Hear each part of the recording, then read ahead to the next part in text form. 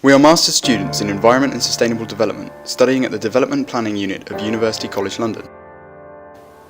As sustainable development practitioners, we are interested in researching and exploring ways of achieving a socially and environmentally just and sustainable future. This video is about our recent field trip to Lima, where we examined the case of Cantagallo. Our goal in Cantagallo was to investigate in what ways current development trends are achieving or not achieving the aim of environmental and social justice, as well as sustainability. However, to do this, we had to learn to work with diversity.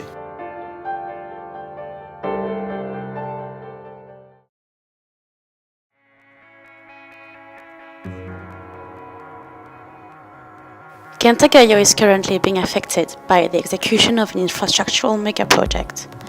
The Via Parque Rimac is a $700 million project, originally designed solely as a highway, the Linea Amarilla, for easier access into the city and better connectivity within the city. After a change in the mayoral administration of Lima, the Linea Amarilla contract was amended to alter the course of the highway and include the creation of a city park, the River in Cantagallo. Now, ambiguities in the details of the contract, along with the diversity and complexity of Cantagallo itself, are producing and reproducing environmental injustices. Due to the project, and as they don't own the right to the land on which they live, the people of Cantagallo are being relocated, or in some cases, simply evicted. The majority of the residents are unclear about this new relocation process and live in a constant state of insecurity. This permanent temporariness is a constant for people like those who live in Cantagallo, who are often former evictees from other areas in the city. Without equitable or well-managed relocation schemes, projects like the VPR do not necessarily solve issues of environmental justice. Instead, they are often simply translated and reproduced elsewhere in the city. The Rio Verde is only the most recent in a long history of diverse land use plans. Over the years, Cantagallo has variously been conceived as the ideal spot for a transport terminal, an urban park, a landfill or dump site, and a social housing project. Most of these plans never came to fruition, and this lack of any consistent idea of what Cantagallo should or could be has led to many considering it as a residual space. Nevertheless, since 1997, Cantagallo has experienced several influxes of people, some by presidential mandate, some in municipal executed relocations from central Lima, and some by their own volition. Today, Cantagallo is divided into 3 levels. Level 1 was the first to form and consists mostly of residential buildings, workshops, convenience stores, cafes and hardware stores. Level 2 is far more residential, though also contains many textile workshops. Both levels 1 and 2 are predominantly populated by relocated or evicted street vendors.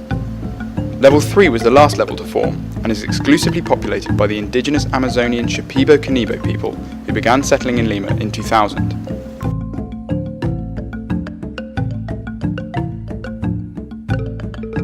As they arrived, the residents of Cantagallo formed community associations to help govern the area and to provide one another with support.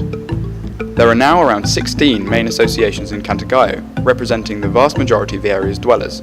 However, owing to different interests, such as commercial or housing needs, length of residence, culture, and other political and historical grievances, these associations in the main do not cooperate to any great extent. This diversity can create problems. Lacking the capacity to truly connect with dwellers, city planners often resort to reducing this complexity. Previously, attempts have been made to homogenize the discourses in Cantagallo by asking them to unite in a single association.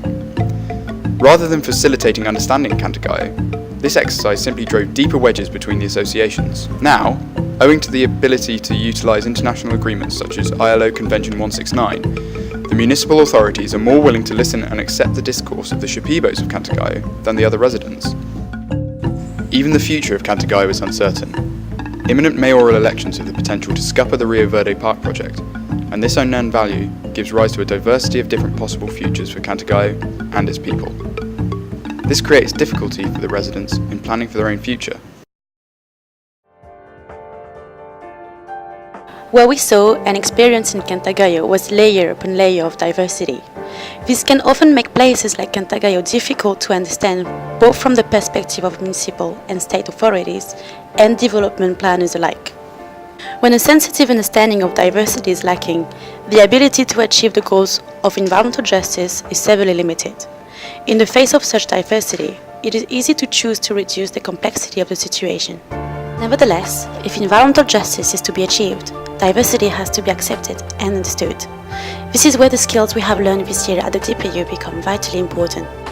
We have begun to learn how to manage complexity rather than reduce it, and how to use this in the development planning process to construct development schemes that better fit the demands of environmental justice and sustainable development.